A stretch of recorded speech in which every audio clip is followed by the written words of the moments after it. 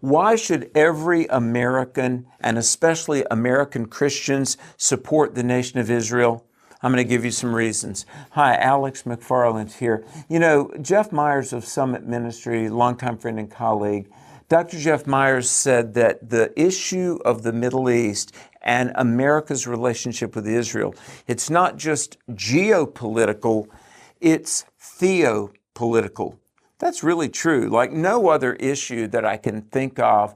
The nation of Israel and support for Israel and standing against anti-Semitism, it's the one political international issue that actually has spiritual overtones.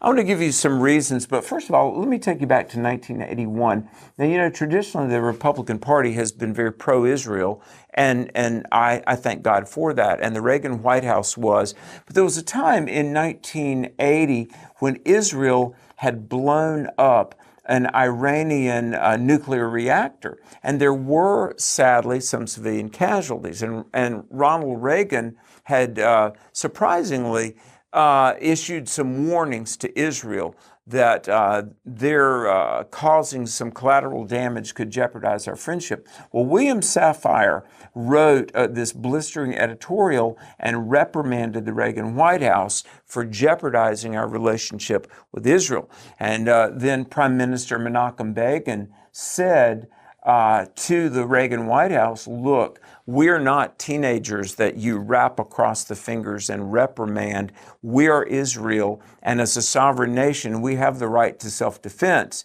And while we mourn over civilian casualties in war, and that's what we're in, war for our very survival, as you all experienced in World War II, civilian casualties sometimes happen.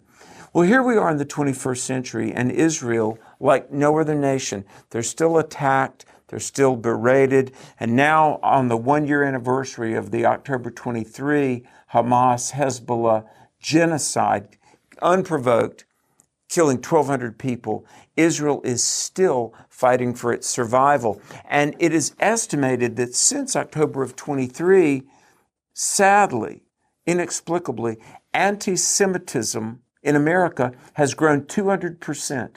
This is unacceptable. And I want to call on my fellow ministers and all Christians to be vocal, to be fearless in saying, look, I stand with Israel. Israel has a right to exist. Israel has a right to self-defense. It was through the nation of Israel that Jesus came, and we stand with Israel unapologetically. We Christians need to have some courage here because, as Dr. Myers said, this is theopolitical. So think about this, folks. Why do we stand with Israel? Number one, because the Bible says so. Not only Genesis 12, which we often quote, but Isaiah 40, verse 1. When the Bible says, comfort ye my people, it's not Israel comforting themselves. These are the Gentile nations that are to comfort the people of Israel. The Bible says so. But then also, let me say this as well, that we should stand with Israel because it is a safer world when America and Israel are allies. And that land belongs to the nation of Israel. And finally, think about this. When Jesus comes back at the end of the book of Revelation, he is the Lion of the tribe of Judah. Jesus is still Jewish, and we should love and care for and comfort his earthly family. And I have an idea that God knows when we do.